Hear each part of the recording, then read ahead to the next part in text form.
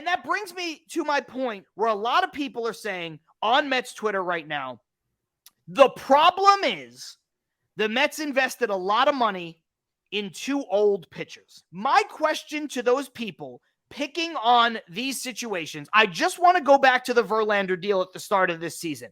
Ibby, where else were the Mets going to go when Jacob deGrom decided to leave the Mets? The Mets, if you remember, did not choose outright Verlander over deGrom. They had conversations with Verlander. Both sides agreed to walk away until the deGrom thing was settled. deGrom signed with Texas, and then Verlander became a Met. So we're going to take Jacob deGrom off the table for a moment. Okay. Carlos Rodon. He signed a 6-year deal with the Yankees. He has not pitched yet, and I have no idea when he's going to pitch.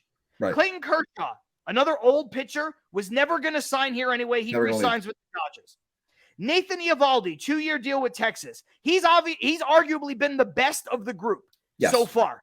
Okay? But he's had a lot of arm trouble. I think he's had Tommy John surgery 3 times, if I'm not mistaken. It's been at least twice.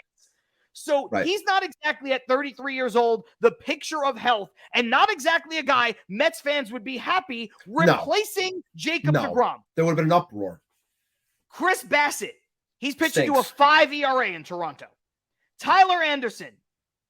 Okay, you're going to tell me Tyler Anderson would have been a good piece? Maybe, but he's not a piece that's going to replace Jacob deGrom. No. Kyle Gibson, same thing. Corey Kluber, washed.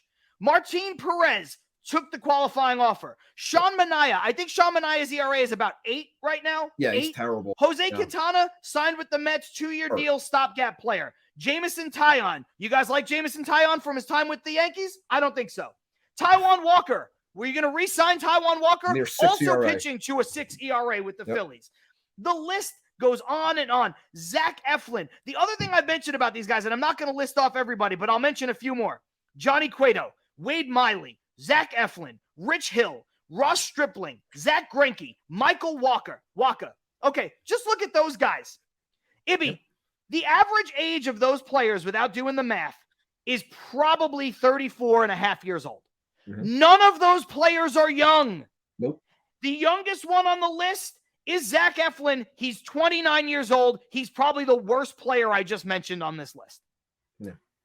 So where else were the Mets going to go than give a short-term, high annual value deal to a player like Verlander? They had nowhere else to go. They had to replace Jacob deGrom with a high-level player who has been there and done that. I don't want to hear about Trevor Williams. Trevor Williams could have been back as a part of this starting rotation or as a part of the bullpen. We would have loved to have the depth. But you know what, Ibby? He ain't doing it. He's not replacing deGrom.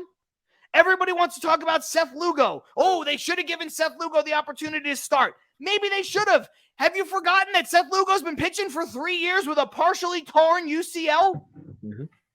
What if the Mets signed him to be a part of their rotation? He blew his elbow out in the first inning of spring training. Now, I like Seth Lugo, and I hope that Seth Lugo is... I like Lugo. I hope that he gets all the money he deserves. Seems like a really decent dude, and he deserves it. I hope he goes on to do great things in his career. It's not a knock on him.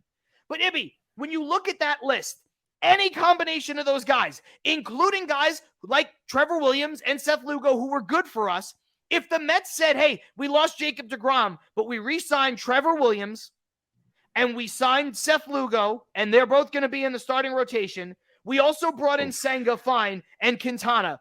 What was Mets Twitter going to do in December? Melt lost down, as their always. Fucking minds. Yeah.